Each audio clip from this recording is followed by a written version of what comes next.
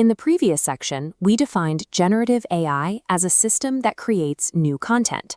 We are now going to look at how a machine actually achieves that without relying on a pre-written library of answers. This is section 02, Under the Hood, How Generative AI Works at a High Level. We're taking a process-driven look at the mechanics behind these systems, and we'll do it without needing math or code. Here is our roadmap.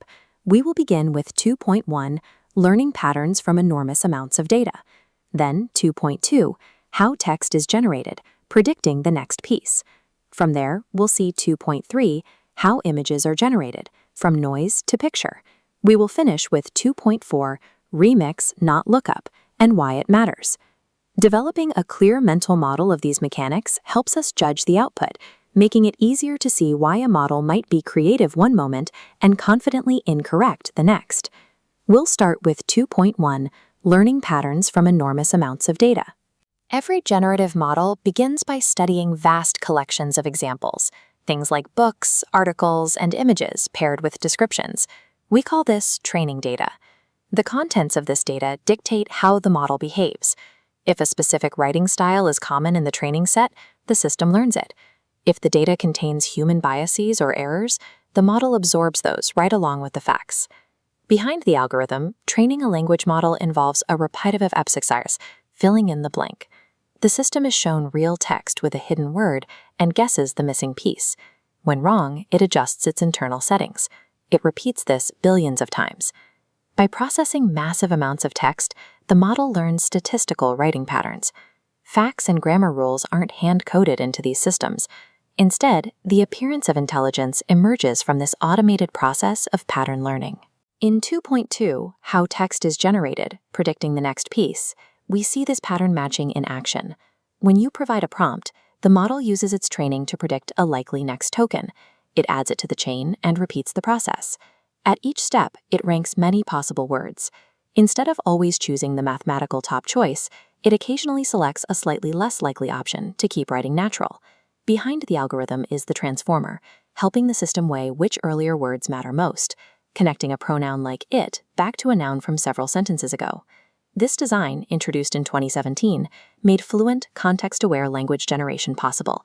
It's the T in GPT. The model isn't planning how its sentence will end. It is using mathematical context to generate the next most plausible link in the chain. Image generators work differently, which brings us to 2.3, How Images are Generated, From Noise to Picture. Most modern image tools use what is called a diffusion model. When you enter a prompt, the system starts with random visual static, or noise. It cleans it up step by step, guided by your words, until a clear image forms. It's like a picture developing out of a thick fog. This clarifies a common misunderstanding. AI image generators do not search the internet to glue together cropped pieces of existing copyrighted photos. The model creates an entirely new image from learned visual patterns. However, because real photos were used to teach it those patterns, questions about ownership and fair use remain a significant part of the conversation. Because diffusion builds an image from noise guided by patterns, the final output is a new visual composition that never existed before. This brings us to 2.4, Remix, Not Lookup, and Why It Matters. A traditional database stores and retrieves verified files. Generative AI, however, recombines learned patterns to produce something new. This remixing approach provides incredible flexibility. It allows the AI to combine ideas and respond to highly specific, original requests that it hasn't seen before. But it also leads to hallucinations. This is when a model confidently produces false information, fake statistics, or non-existent sources. Hallucinations happen because the system is designed to generate whatever token or pixel best fits the mathematical pattern, not necessarily what is factually true or verified. We have now covered how these systems learn from data, predict text, diffuse images, and remix patterns. Understanding these mechanics prepares us for the complex responsible use issues we will tackle later.